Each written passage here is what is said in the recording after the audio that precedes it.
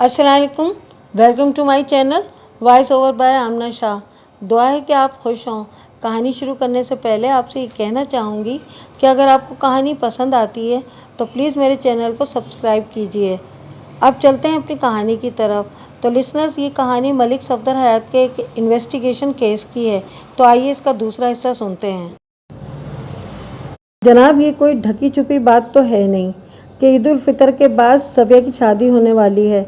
कादिर बख्श ने पुरख्याल लहजे में कहा, और आजकल तो वैसे ही बहुत चोरियां हो रही हैं। चंद रोज़ कब नौशेरा रोड पर भी शादी वाले एक घर में डकैती हो चुकी है। इससे पहले गोंदला में भी। कादिर बख्श, मैंने मगविया के बाप की बात काटते हुए कहा, ऐसी वारदातों में डाकू सिर्फ कीमती सामान, जेवरात और नकदी वगैरह लेकर जाते हैं, लड़कियों को अगवा नहीं करते। वो बेबसी से सर हिलाने लगा। फिर मैं क्या कह सकता हूँ जनाब, मैंने एक फौरी ख्याल के तहत सवाल किया। कादिर बख्श, मैंने सुना है अरशद मलिक नामी एक नौजवान से मगविया की शादी होने वाली थी, जो बागबानपुरा में रहता है और कपड़े की किसी फैक्ट्री में काम करता है। आपने बिल्कुल ठीक सुना है, उसने तस्दीकी लहजे में कहा। अरशद मेरी बड़ी साली का लड़का है, यानी सफिया का खालाजाद। मैंने पूछा, मगविया का रिश्ता अरशद से तय हुए कितना अरसा हो चुका है?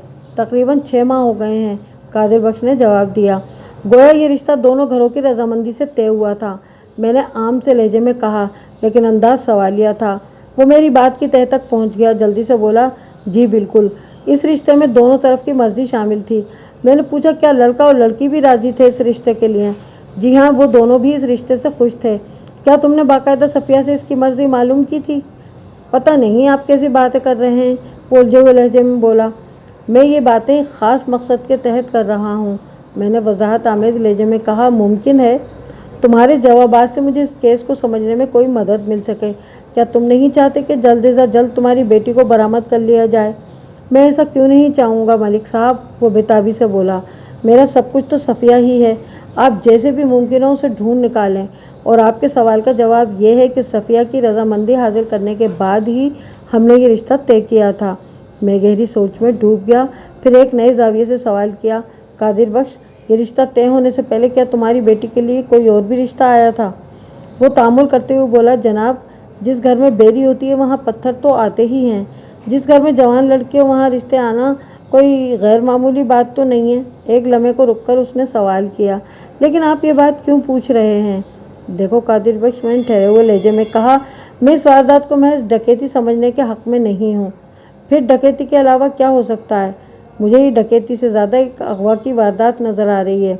वो दोनों हाथों से सर को थामते हुए बोला, मेरा तो सर चकरा रहा है। कुछ समझ में नहीं आता, मेरी सफिया का ऐसा कौन दुश्मन था जिसने उसे अगवा कर लिया? मैंने कहा, सफिया का अरशद से रिश्ता तय होने से पहले सफिया के लिए किसका रिश्ता आया था? मेरी सोच फिर घूम फिर कर एक ही नुक्ते पर आ रही थी। कादिर बख्श ने बताया कि कोई 1.5 साल पहले साजी का रिश्ता आया था मेरी सफिया के लिए, लेकिन हमने इसे साफ मना कर दिया था। मैंने पूछा, ये साजी कौन ज़ाते शरीफ है? उसका असल नाम तो सजावल है, लेकिन साजी मशहूर हो गया है। तुम लोगों के इनकार पर साजी ने क्या रद्द अमल जाहिर किया था? इसके चेहरे पर एक रंग सा आकर गुजर गया। मुझे वाज़ेह तौर पर महसूस हुआ जैसे कोई बात छुपाने की कोशिश कर रहा हो। मेरे सवाल के जवाब में उसने बताया कि कोई ख़ास रद्द-अमल ज़ाहिर नहीं किया था, बस हमने कोरा जवाब दिया और साजी की माँ ठंडी होकर अपने घर बैठ रही। मैंने कहा, कादिर बख्श, साजी के रिश्ते से इनकार की कोई ख़ास वजह थी? वो तामुल करते हुए बोला, अजीब लफंगा सा लड़का है, आवारा और बदमाश। मैं अपनी हीरे जैसी बेटी के लिए लुच्चे लफंगे लड़के का रिश्ता कैसे कबूल कर सकता था? मेरी एक ही तो बेटी है। इसकी आवाज़ भर आ गई और वह हाथ की पुश्ते आंखों पर उतरने वाली नमी को साफ करने लगा। मैंने पूछा, क्या सजावल उर्फ साजी यहीं बख्शेवाला में रहता है? पहले कभी रहता था, अब तो उसने दानिस्ता जुमला अधूरा छोड़ दिया। मैंने जल्दी से उससे पूछा, अब वो कहाँ रहता है? डिस्ट्रिक्ट जेल में। ओह, बेसाख्ता मेरे मुंह से एक गहरी सांस खारिज हो गई। एक लम्हे की तवक्कुफ से मैंने पूछा, वो किस केस में जेल गया है? दफ़ा 302, कत्ले अहमद। मैंने चौंक कर कादिर बख्श को देखा। साजी ने किसको कत्ल कर दिया था? कोई बदनसीब राहगीर, वो नफरत आमेज लहजे में बोला। बुरी सोबत ने ये रंग तो दिखाना ही था। आवारा और ओबाश लोगों से उसका मेल मिलाप था। बाप के इंतकाल के बाद माँ बेटे को खुली छुट्टी मिल गई थी। वो तो अच्छा हुआ मरहूम अब्दुल गनी अपने पीछे 25 एकड़ अराजी छोड़ गया। इसी की आमदनी पे पल रहे हैं ये 4 अफराद। साजी की मां नासरा और उसकी 3 बेटियां। साजी तो गया अब उम्र भर के लिए जेल की दीवारों के पीछे, इसे तो उम्र कैद होनी है। कादिर बख्श ने खासी मालूमात अंगेज इंकिशाफात किए थे। मैंने पूछा, साजी को जेल गए कितना अरसा हुआ है? कमोबेश 1 साल, और 1.5 साल पहले इसका रिश्ता आया था। जी हाँ, लगभग इतना ही ऐसा हुआ है। मैं जिस जाविये पर सोच रहा था, मुझे उसमें ज़रा तब्दीली करना पड़ी। मेरा ख्याल था कि किसी शख्स ने दीदा और दानिस्ता सफ़िया को अगवा किया था और वो शख्स सफ़िया का कोई तलबगार ही हो सकता था। लेकिन कादिर बख्श के बकौल सफ़िया का वाहिद तालिब इस वक्त जेल की सलाखों के पीछे सांस ले रहा था। मेरे जहन में मुख्तलिफ सवालात गर्दिश कर रहे थे और मेरे सामने बैठा हुआ कादिर बख्श उलझी हुई नज़रों से मुझे देख रहा था। शायद एक बात का जिक्र करना मैं भूल गया हूँ। मैंने मौका वारदात पर पहुँचते ही लोगों से मालूम कर लिया था कि ढाठापोश अफराद डाकू सफ़िया को अगवा करके किस जानिब गए थे। अगरचे बंदूक बरदार डाकुओं का ताक़ुब करने की किसी की हिम्मत नहीं हुई थी, ताहम उन्होंने सिमत की निशानदही कर दी थी। मैंने इसी वक्त 3 अफराद पर मुश्तमिल पुलिस एहलकारों की एक पार्टी मज़कूरा सिमत में रवाना कर दी थी, लेकिन आधे घंटे की तलाश बिस्यार के बाद वो नाकाम और नामुराद लौट आए थे। वैसे भी डाकुओं को बख्तेवाला से निकले हुए काफ़ी देर हो चुकी थी। उनका हाथ आना तो अब तकरीबन नामुमकिनात में से था। मैं कादिर बख्श से काम की कोई बात नहीं उगलवा सका। वो ढाठापोश डाकुओं से वाकिफ़ नहीं था। किसी से उसकी ऐसी दुश्मनी नहीं थी कि वो इस दुश्मनी को निकालने के लिए इसकी जवान बेटी को अगवा करता। एक मोहम सा इम्कान सुजावल उर्फ साजी के हवाले से पैदा हुआ था, लेकिन इसके पसे जिंदा होने के बारे में सुनकर ये इम्कान भी दम तोड़ गया था। इस वक्त एक औरत ने कमरे के अंदर आकर कादिर बख्श को मुखातिब किया, कादिर, जीनत को होश आ गया और वो तुम्हें बुला रही है। इस वाक़े के बाद महल्ले की कई औरतें घर में आ गई थीं और बार बार बेहोश होती जीनत को उन्होंने संभाल रखा था। कादिर उठकर जाने लगा तो मैंने कहा, कादिर बख्श, मैं जीनत का बयान भी लेना चाहता हूँ। मैं देख कर आता हूँ जी उसका क्या हाल है।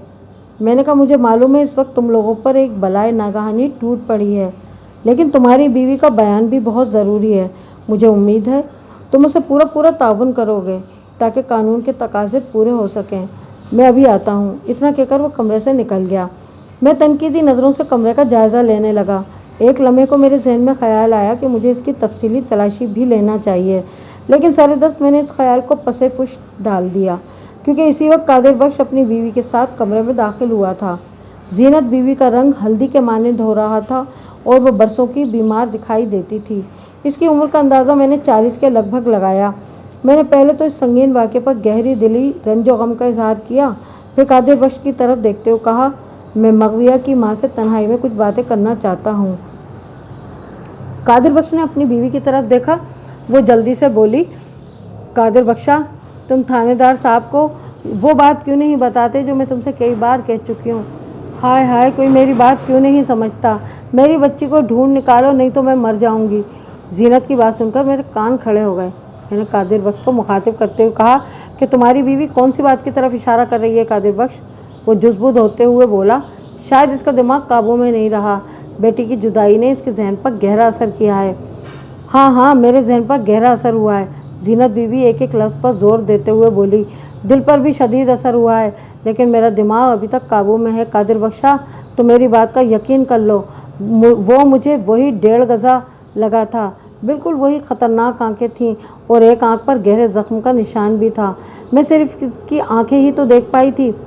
जीनत की बात ख़त्म हुई तो मैंने बराह रास्त इसी से इस्तफसार किया, बीवी, तुम मुझे बताओ, ये 1.5 गज़ा का क्या चक्कर है। थानेदार साहब, मैं तो एक एक से कहती फिर रही हूँ, पर कोई मेरी बात का यकीन नहीं करता। मैंने कादिर बख्श के भी तरले डाले, पर मजाल है जिसने मेरी किसी बात पर कान भी धरे हों। वो मेरे सवाल को नज़रअंदाज करके अपनी ही हाँके जा रही थी। मैंने वजाहत तलब नज़रों से कादिर बख्श की तरफ देखा तो वो बुरा सा मुँह बनाते हुए बोला, जनाब, 1.5 गज़ा से इसकी मुराद सुजावल उर्फ साजी से है। इसका कद भी कमी बेश 4.5 फुट ही है। जीनत का ख्याल है कि इन 2 डाकुओं में एक साजी ही था। फिर वो जीनत को मुखातिब करते हुए बोला, भलिए लोके, कोई अकल को हाथ मारो, तुम्हारी तो मत ही मारी गई है। मेरी मत अभी सलामत है, वो तुर्की व तुर्की बोली। सारे पागल हो गए हैं, कोई मेरी बात का यकीन ही नहीं करता। हाय वे मेरे यार रब्बा, मैं किस पासे जावां, ये कौन सा नया स्यापा पड़ गया है। वो दोनों हाथों से सीना कूबी करती हुई आहोजारी करने लगी। इसके अंदाज में जुनून की आमेज़िश थी। मैंने तसल्ली आमेज़ लहजे में कहा, ज़ीनत बीबी, मैं तुम्हारी बात सुनूंगा और पूरी तफसील से सुनूंगा। तुम मुझे बताओ क्या कहना चाहती हो। उसने हैरत आमेज़ नज़र से मेरी जानिब देखा और फिर पूछा, आप सच कह रहे हो थानेदार साहब? हाँ, मैं बिल्कुल सच कह रहा हूँ। मैंने उसकी हिम्मत अफजाई करते हुए कहा, अब बताओ तुमने क्या देखा था। वो गैर यकीनी अंदाज में मुझे देखते हुए बोली, पता नहीं आप भी मेरी बात का यकीन करेंगे या नहीं, लेकिन मैं सोने रब की कसम खाकर कह रही हूँ कि इन दो ढाटापोश डाकुओं में से एक पक्का साजी था। वही कदकाठ और आंख पर जख्म का निशान। मैंने इस अंदाज में गर्दन हिलाई जैसे इसकी बात का यकीन आ गया हो। फिर सरसरी से लहजे में पूछा, ज़ीनत बीबी, मुझे पता चला है कि साजी किसी कत्ल केस में 1 साल पहले जेल चला गया था। वो जेल में गया था या जहन्नम में, इस बात से मुझे कोई गर्ज नहीं है। वो बेजारी से बोली, मैं तो ये कह रही हूँ कि वो छोटे कद का डाकू मुझे बिल्कुल साजी लगा है। क्या उसने ऐसा कोई इशारा भी दिया था जिससे तुम्हारी शक को तकवीत मिली हो? नहीं, इशारा तो कोई नहीं दिया था। वो बेबसी से बोली। ठीक है, मैंने नरम लहजे में कहा, मैं इस बारे में तहकीकात कराऊंगा कि साजी कौन सी जेल में है। मैंने आपको बताया ना जनाब कि वो डिस्ट्रिक्ट जेल में। कादिर बख्श ने मेरी बात काटते हुए कहा। कादिर बख्श, मैंने उसकी आंखों में देखते हुए कहा, तुम थोड़ी देर के लिए बाहर जाकर बैठो। मैं तन्हाई में ज़ीनत बीवी से कुछ मामलात पर सवालात करना चाहता हूँ। कादिर बख्श बेबसी से गर्दन हिलाते हुए कमरे से बाहर चला गया। मैं ज़ीनत की जानिब मुतवज्जह हो गया। हाँ तो ज़ीनत बीवी, मैंने इसे मुखातिब करते हुए कहा, तो तुम्हारा ख्याल ये है कि पस्ता कामत डाकू साजी हो सकता है? जी हाँ, मुझे ऐसा ही लगता है। मैंने पूछा, जब साजी का रिश्ता सफ़िया के लिए आया था तो तुम लोगों ने इनकार क्यों किया था? ये सवाल मैं कादिर बख्श से भी कर चुका था, लेकिन मैं इस बात का जवाब ज़ीनत से भी सुनना चाहता था। वो थूक निकलते हुए बोली, साजी हमारी सफ़िया के काबिल नहीं था। ये तो बिल्कुल हूर के पहलू में लंगूर वाली बात थी। सुजावल एक बिगड़ा हुआ आवारा लड़का था। मैं अपनी बेमिसाल सफ़िया का हाथ इसके हाथ में कैसे दे देती? मैंने कादिर बख्श से किया हुआ सवाल दोहराया। आप लोगों के इनकार पर साजी ने क्या रवैया इख्तियार किया था? उसने बराह रास्त हमसे तो कोई बात नहीं की। वो खला में देखते हुए बोली, लेकिन इधर उधर कहता फिरता था कि रिश्ते से इनकार करके हमने अच्छा नहीं किया और इसका नतीजा हमको भुगतना पड़ेगा। यानी इसने धमकी दी थी। वाज़ेह धमकी तो नहीं दी थी, लेकिन इसे धमकी ही कहा जा सकता है, मैंने कहा। और फिर तकरीबन 6 माह बाद, यानी आज से 1 साल कब वो जेल के अंदर कत्ल के इल्ज़ाम में चला गया और उसे सज़ाए मौत सुना दी गई। हाँ, ऐसा ही हुआ था। मैंने इसके जवाबात पर खामख्वाह एतराज़ करने के बजाय नर्म लहजे में कहा, और आज तुमने उसी ढाटापोश साजी को देखा है। मैंने साजी को वाज़ेह तौर पर नहीं देखा, वो उलझ गई। लेकिन तुम्हारा ख्याल है कि वो साजी ही है? मैंने इसे सहारा दिया। हाँ, मुझे बिल्कुल ऐसा ही महसूस हुआ था। तुमने बताया कि साजी की आंख पर किसी गहरे जख्म का निशान भी है? हाँ, इसकी बाईं आंख पर किसी तेज धार आले के जख्म का निशान भी है। क्या साजी सफ़िया को पसंद करता था? मैंने अचानक पूछा। वो चौंक उठी, फिर बोली, आपको ये बात किसने बताई है? क्या कादिर बख्श ने ऐसी कोई बात की है? मैंने इसकी लूज गेंद पर एक ज़बरदस्त शॉट खेला। कादिर बख्श ना भी बताए तो क्या फ़र्क पड़ता है? ये बात तो पूरा महल्ला जानता है। साजी का घर भी तो इसी महल्ले में है ना? मेरा तीर निशाने पर लगा। वो धीमी आवाज़ में बोली, मुझे पता है इस कमीने ने ये बात सारे महल्ले में आम कर रखी है। तो इसका मतलब है कि उसने झूठी बात उड़ाई हुई है? न हाँ, वो लुकना ज़दा लहजे में बोली, दिलों का हाल तो सोना रब ही जानता है ना थानेदार साहब। वो इतना कहकर खामोश हो गई। मुझे वाज़ेह तौर पर महसूस हुआ कि उसने कोई बात कहते कहते ज़बान रोक ली थी। मैंने कहा, ज़ीनत बीवी, दिलों का हाल तो बेशक अल्लाह ही जानता है, लेकिन जो हाल इंसानों का मालूम हुआ है, इसकी कानून से पर्दापोशी नुकसानदेह साबित हो सकती है। अगर तुम मुझसे ताउन नहीं करोगी तो फिर मैं तुम्हारी कोई मदद नहीं कर सकूँगा। तुम मुझसे भलाई की उम्मीद मत रखना। वो सहमी हुई नज़र से मुझे तकने लगी और फिर बोली, ऐसा तो ना कहें थानेदार साहब। अगर तुम झूठ बोलोगी और सच को छुपाने की कोशिश करोगी तो मजबूरन मैं भी तुम्हारी मदद से हाथ उठा लूँगा। मैंने रुखाई से कहा। वो बोली, मैं शर्मिंदा हूँ थानेदार साहब, अब मैं आपसे गलत बयानी नहीं करूँगी। आप जल्द अज जल्द मेरी सफ़िया को ढूंढ निकालें। इसका मतलब है कि साजी तुम्हारी बेटी सफ़िया को चाहता था। वो सफ़िया को पसंद करता था, इसीलिए तो उसने अपनी माँ की तवस्सुस से अपना रिश्ता भेजा था। मैंने कहा, पसंद करना और मोहब्बत करने में बहुत फ़र्क होता है। मुझे पता चला है कि वो सफ़िया से मोहब्बत का दावेदार था। हाँ, वो ऐसी बातें करता तो था। वो शक्स्त खुर्दा लहजे में बोली, अब किसी की ज़बान तो नहीं रोकी जा सकती ना? बिल्कुल नहीं, वो कतियत से बोली। उसके चेहरे पर नागवारी के तासुरात थे। برا ماننے کی بات نہیں ہے، میں نے جلدی سے کہا۔ میں بعض اوقات حقیقت کی تہہ تک پہنچنے کے لیے بڑے ناپسندیدہ اور تکلیف دہ سوالات بھی کرنا پڑتا ہے۔ کوئی بات نہیں، وہ سپاٹ لہجے میں بولی۔ آپ شاید ساجی کو شکل سے نہیں جانتے، اس لیے ایسے انداز میں سوچ رہے ہیں۔ اس میں آپ کا کوئی قصور نہیں ہے۔ اگر میں ساجی کا صورت آشنا ہوتا تو کیا ہوتا؟ پھر آپ ایسا سوال نہ کرتے۔ وہ ایک طویل سانس خارج کرتے ہوئے بولی۔ ساجی ایک کمرو اور پھٹے منہ شکل صورت کا شخص ہے۔ اس کا اور صفیہ کا تو کوئی جوڑ ہو ہی نہیں سکتا۔ وہ تو چہرے ہی سے چھٹا ہوا بدمعاش لگتا ہے۔ صفیہ جیسی نرم و نازک اندام لڑکی کو خواب میں بھی دیکھے تو کئی راتوں کو سو نہ سکے۔ میں نے سوالات کا زاویہ تبدیل کرتے ہوئے پوچھا۔ ایک بات میری سمجھ میں نہیں آئی زینت بی بی۔ اس نے سوالیہ نظر سے مجھے دیکھا۔ میں نے کہا کہ وہ ڈاکو جس وقت صفیہ کو گھوڑے پر ڈال کر لے جا رہے تھے تو اس وقت صفیہ نے کسی قسم کی مزاحمت کیوں نہیں کی؟ مجھے ایک گواہ بھی ایسا نہیں ملا جس نے صفیہ کی چیخنے چلانے کی آواز سنی ہو۔ یہ ہے نا اچنبھے کی بات؟ اس میں حیرت یا اچنبھے کی کیا بات ہے؟ وہ ٹھوس لہجے میں بولی۔ صفیہ نے کسی قسم کی مزاحمت اس لیے نہیں کی کہ انہوں نے اسے اس قابل ہی نہیں چھوڑا تھا۔ تم کیا کہنا چاہتی ہو؟ اس نے کہا۔ ان ظالموں نے میری صفیہ کو ایک کپڑا سنگھا کر بے ہوش کر دیا تھا۔ اوہ! میں نے ایک طویل سانس خارج کرتے ہوئے کہا۔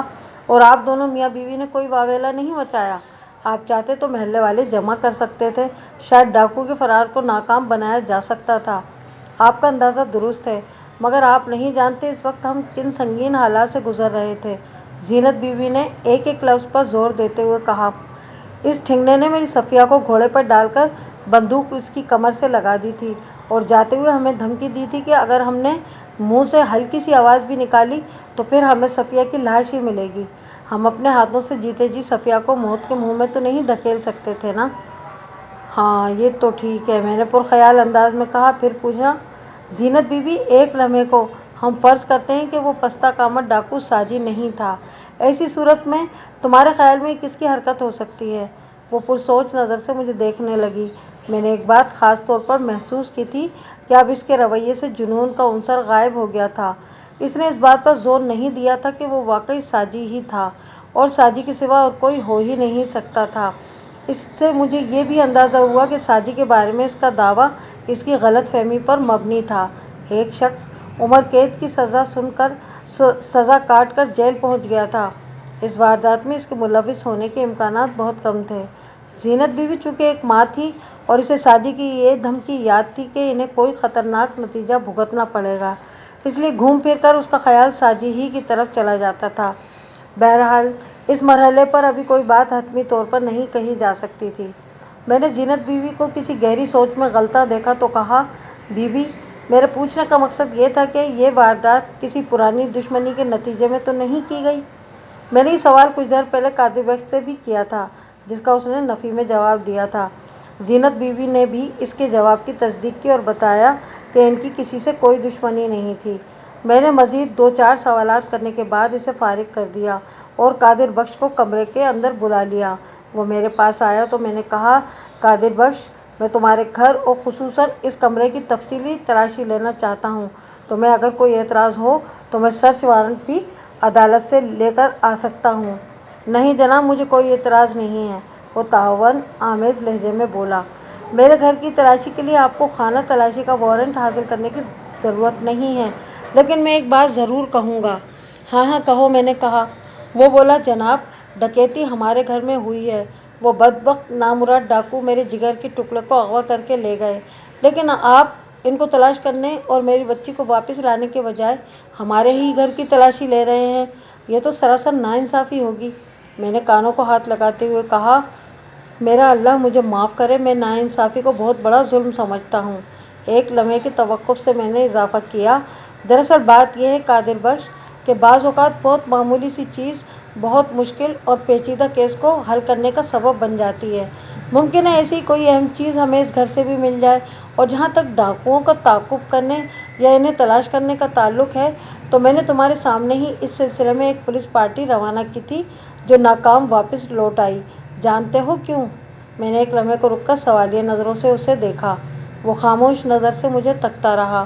میں نے کھکار کر گلا صاف کرتے ہوئے کہا، اس لیے کہ اب تک ہمیں ان ڈاکوؤں کو چھاپنے کے لیے کوئی نقطۂ سراغ نہیں ملا۔ आप दोनों मियाँ बीवी ने भी मेरे सवालों के जवाब में कोई मुफीद या काम की बात नहीं बताई। पुलिस वाले भी इंसान होते हैं, कोई जादूगर नहीं। हम आप लोगों के ताउन ही से कोई कारनामा अंजाम दे सकते हैं। जब तक हमें डाकुओं के बारे में कोई इशारा नहीं मिलेगा, इस वक्त तक हम ना तो इन तक पहुंच सकेंगे और ना ही सफिया को बाजियाब करवा सकेंगे। इसलिए आप जज्बात में आने के बजाय ठंडे दिलो दिमाग से सोचें और हमें भी मुस्बित अंदाज में काम करने दें। मैंने आपको इशारा दिया तो है। बाहर से जीनत बीवी की आवाज़ आई। मैंने कहा, मैं तुम्हारे फराहम करदा खतूत पर भी गौर करूँगा, तुम फिक्र ना करो। फिर हमने जीनत बीवी और कादिर बख्श की इजाज़त से पूरे घर की तलाशी ली, मगर कोई अहम चीज़ हमारे हाथ ना लग सकी। थोड़ी देर बाद हम इनके घर से बाहर आ गए। हवलदार ने थाने की तरफ रास्ते पर कदम बढ़ाते हुए मुझसे कहा, सूबे खान, अभी एक छोटा सा काम बाकी है। वो क्या मलिक साहब? सूबे खान को ये बात मालूम न थी कि जीनत बीवी ने पस्ताकामत डाकू के बारे में किन ख्यालात का इजहार किया है। मैंने मुख्तसरन इसे बताया तो वो बोला, बिल्कुल जनाब, ज़रा साजी को भी चेक कर लेते हैं। साजी को चेक कर लेते हैं? मैं चलते चलते रुक गया। आपने इसका नाम साजी ही बताया है ना? सजावल उर्फ साजी, हवलदार ने वजाहत आमेज लहजे में कहा। हाँ, यही नाम बताया है। मैंने कहा। फिर पूछा, साजी को चेक करने के लिए पहले तुम जेल जाना चाहोगे डाकुओं के पीछे? वो खिसियानी हंसी हंसते हुए बोला, मेरा ये मतलब नहीं था जनाब, मैं तो ये कह रहा था कि साजी के घर वालों से ज़रा मुलाकात कर लेते हैं। हाँ, ये ज़रूरी है। साजी का घर तलाश करने में हमें किसी दिक्कत का सामना नहीं करना पड़ा। वो भी बख्ते वाला ही में 2 गलियां छोड़कर रहता था। मेरा मतलब यह है कि इसका घर वहाँ पर था। वो खुद तो 1 साल पहले उम्र कैद की सज़ा पाकर जेल जा चुका था। दस्तक के जवाब में एक 9-10 साला बच्ची ने दरवाज़ा खोला। इस वक्त तकरीबन आधी रात हो चुकी थी। दस्तक पर जितनी जल्दी दरवाज़ा खोला गया था, इससे अंदाज़ा होता था कि इस घर के मकीन अभी तक जाग रहे थे। मेरी मालूमात के मुताबिक इस घर में बेवा नासरा अपनी 3 बच्चियों के साथ रहती थी। बाहर कौन है पुत्र? घर के अंदर से किसी औरत ने दरवाजे में खड़ी लड़की से इस्तफसार किया। अम्मा, बाहर 2 सिपाही खड़े हैं। इस लड़की ने सरतापा हमारा जायज़ा लेते हुए अपनी अम्मा को इतला दी। वो 2 का लफ्ज़ उसने इसलिए इस्तेमाल किया था कि हम इस वक्त सिर्फ 2 ही थे, यानी मैं और हवलदार सूबे खान। दीगर सिपाहियों को मैंने वापस थाने भेज दिया था। हाय वे मेरे यार रब्बा, ये क्या कह रही है? वो औरत बैरूनी दरवाजे की तरफ आते हुए बोली। हाय हाय, क्या हो गया भाई? लड़की ने बेजारी से कहा। अम्मा, मेरी बात का यकीन नहीं आ रहा तो आप बाहर आके देख ले। पुलिस हमारे दरवाजे पर खड़ी है। हमें दरवाजे में इस्तादा लड़की से कोई सवाल जवाब नहीं करना पड़ा। थोड़ी ही देर में एक दुबली पतली औरत की झलक दिखाई दी। मैं इसके हुलिये को देखते ही समझ गया कि वो खासी तेज़ तर्रार औरत होगी, लगाई बुझाई करने की माहिर। इसने आते ही तेज़ लहजे में सवाल किया, क्या बात है जी? आपको किससे मिलना है? मेरे शौहर को तो फौत हुए 5 साल हो गए हैं।